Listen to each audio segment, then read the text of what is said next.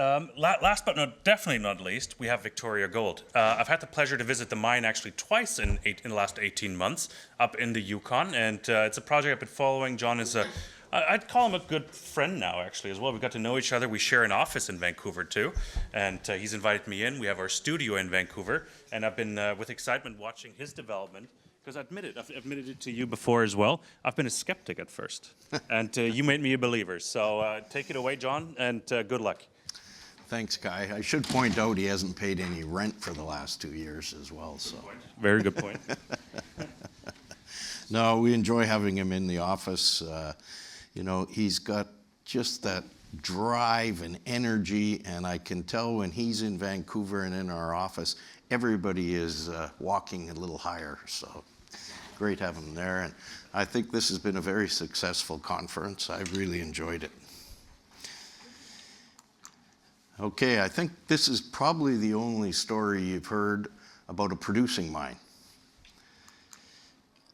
I'm going to skip through the slides fairly quickly because I do have a video I want to show. But investment highlights, this is a long life, modern heap leach mining operation. We forecast year over year production increases, very levered to the price of gold. District scale exploration potential, and I'll talk about a new discovery we've made. And of course, ESG we're delivering on as well. Here's where we're located in Canada's Yukon territory, geographically roughly in the center. One of the main reasons this project works is year-round road access, grid power. There's an airport at the community of Mayo, and just great access by road. This is a shot of the site. You can see the open pit in the top right there. We haul downhill to the primary crusher. The ore is crushed 3 times, then a long overland conveyor over to the heap leach pad on the top left. And you can see the camp in the bottom there. It's a large site. You certainly don't walk around it, but in a pickup you can make a good visit in a morning or an afternoon. This is the timeline. I think it's interesting. I did hear someone talking about that they were going to be in production in 3 years earlier today. It takes a lot longer than that, and on average now around the world, the project from discovery to production is 15.7 years. So we actually did well getting things producing in just over 10 years. 2 questions you should always ask a new mine operator. How is the grade reconciling, and how is the recovery reconciling? In our case, now that we've been producing for over 2 years, we know that the grade is bang on, and the recovery is actually better than we had in the feasibility study. So you can tick the box on those 2 questions. Production in 2022, you can see the important number, the bottom right there. We produced 150,000 ounces of gold. This was a disappointing year for us. We were projecting roughly between 160 and 180. So we fell short, and you know, how do we get our groove back after that? Well, mining is not an issue. The leach pad works extremely well. As I said, we're getting higher recoveries than anticipated.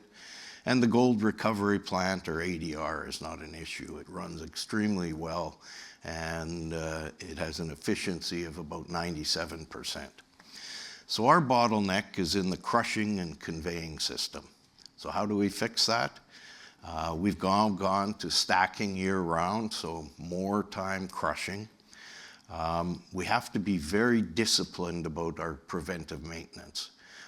In the past, if we had a breakdown on a Tuesday, we would skip our planned shutdown for maintenance on Thursday because we wanted to meet guidance. We've taken the pressure off the team, and we've said, even if you have to shut down Tuesday and you lose a day, make sure you take that planned maintenance, and it's paying off. All of our equipment is made by a company called Metso. And Metso was on site when we were commissioning, but then because of COVID, they were unable to visit Eagle until last May. And you know, what they're doing now is they have 2 guys come to site every quarter for 2 weeks, and they're helping us fine-tune the crushing and screening system. But more importantly, they're training our operators. And again, that's made a huge difference. During COVID, our turnover rate was 35%, which is, you can imagine, if you're got an operation that's running with 700 employees, that means you've got 200 new employees during the year, and that was just killing us. So we put more effort into recruitment so that we're getting the right people. We've improved our wages and benefits, and year to date, our turnover is down to about 15%, so we're seeing a big improvement there. Everybody's also heard about supply chain issues. To address that, we've increased our inventory of spare parts on site about $10 million. And, well, I used to hear about it when a shovel was down because we couldn't get a widget from Caterpillar. I don't hear about things like that anymore. So I think the supply chain issues have largely disappeared. So have we got our groove back? We had a great Q1. Everybody's congratulating us, but they're also telling us they want to see us string together 2 or 3 quarters of better production. And I can tell you that April was a banner month for us. We stacked and produced about 15% more gold than was in our budget. Exploration, we're doing exploration around Eagle. We've drilled it at depth and along strike, and I can tell you that the previous drilling was down to 350 meters. We've now drilled off some of Eagle down to 850 meters. And we're seeing a continuous deposit that is still open at depth. Put out a new technical report early in Q1. You can see our production there, 180,000 ounces this year, 194 next year, and then we get up to 218 and 217. So year over year, production increases. The success of Eagle has brought a lot of juniors into the region. The most successful explorer right now has been Banyan Gold and their Ormac property, which sits about 30 kilometers south of us. They currently have a resource of 4 million ounces. We also have a new discovery out to the east called Raven, and it's about 1 million ounces right now. But we have many other targets on the property. We have a large land position, and we have 8 high priority targets. But as I said, we're focused on Raven right now. We had a maiden resource there last year, 1 million ounces, but at a grade of almost 2.5 times the grade of Eagle at 1.7 grams. We drilled another 25,000 meters out there last year. We'll drill 25,000 meters there this year, and I think we'll see a significant increase in that resource, probably get it out sometime in the 4th quarter of this year. Shareholders, I think you'd agree we have a very blue chip registry with groups like GMT, Sprott, VanEck, CI, Fidelity, Franklin, For Sale. These are all institutions that invest in mining companies, particularly producers. Currently, I own 860,000 shares. 2 weeks ago, I purchased another 70,000. That sounds like a small number, but it was over $600,000 Canadian, so it was a significant purchase for me. Analyst coverage, we have 8 analysts cover Victoria. You can see their 12-month target prices there. Currently, we're trading at about $10.50 a share, so lots of upside potential on the share price. I won't go through the management or the board. ESG, health and safety, is very important to us. We have one of the best safety records of all the mines in Western Canada. We invest heavily in the community. We work very closely with the First Nation, Natchonak-Dun, and have made large contributions to their First Nation. Environmental stewardship. I have a home in the Yukon, and I certainly don't want to screw up my own backyard. I'm pleased to say we've had no significant environmental issues. Employment. I always think if you have a mine, the people in that jurisdiction should benefit the most. And we have roughly 40% of our employees live in the Yukon. And a side benefit of that has been that 20% of our workforce is women and 20% is First Nations. Implied carbon intensity, you can see our carbon production is very low in comparison to many other open pit miners out there. Now I'm going to show a video. I get a lot of good feedback on this video because it's as close as you're going to get to actually visiting the mine. It'll give you a good sense of what a mining operation is like.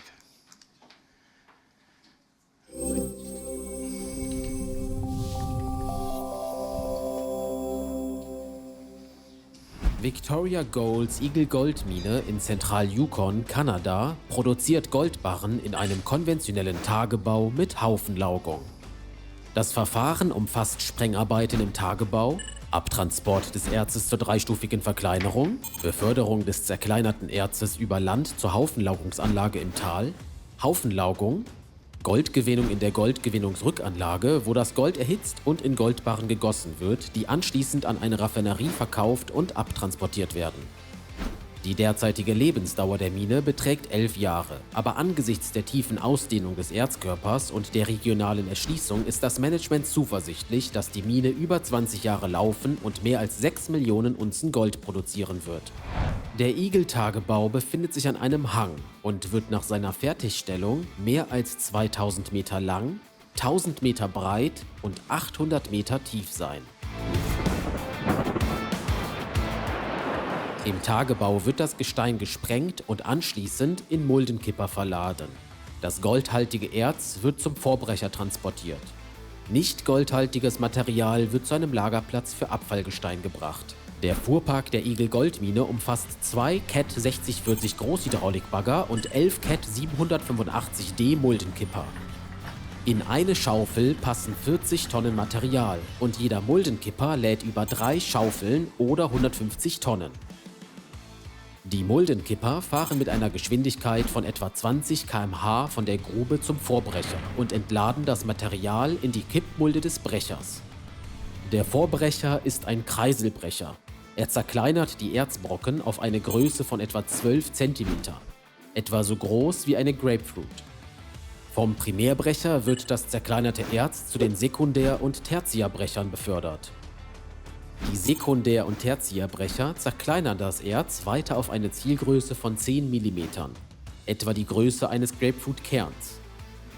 Das zerkleinerte Erz gelangt auf einem überdachten Überlandförderer über eine Strecke von etwa 1,5 Kilometern zur Haufenlaugungsanlage. Die Haufenlaugungsanlage befindet sich in einem Tal, das mit einer schützenden Doppelbeschichtung versehen ist. Das zerkleinerte, goldhaltige Erz gelangt auf die ausgekleidete Haufenlaugungsanlage über eine Reihe von mobilen Transportbändern, die das Erz 12 Meter hoch aufstapeln oder schichten. Pro Monat werden 1 Million Tonnen Erz verarbeitet. Auf jeder Schicht ist ein Netz von Tropfrohren installiert. Die Rohre geben eine schwache Cyanidlösung ab, die durch das Erz sickert und das Gold auflöst. In den Frostmonaten bleiben die Rohre 1 Meter unter der Oberfläche vergraben. Die goldhaltige oder fruchtbare Lösung wird dann von der Haldenanlage in die Goldgewinnungsanlage gepumpt. In der Goldgewinnungsanlage wird das Gold aus der Lösung extrahiert und die entstehende taube Lösung wird recycelt und wieder für die Haufenlaugung verwendet. Das Gold wird in der Schmelzanlage auf über 1000 Grad Celsius erhitzt und in Goldbarren mit einem Gewicht von etwa 1000 Unzen gegossen.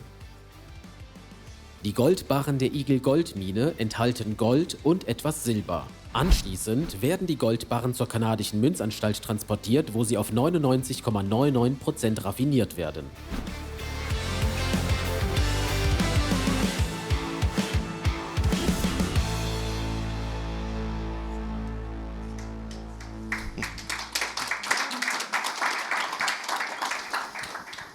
Yes.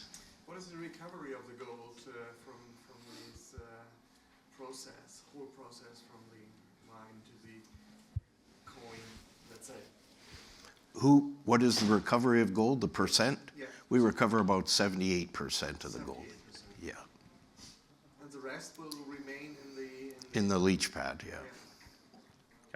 I have one last question because we're out of time. But John, because you're a big shareholder, I have to ask: are you a growth guy or a value guy?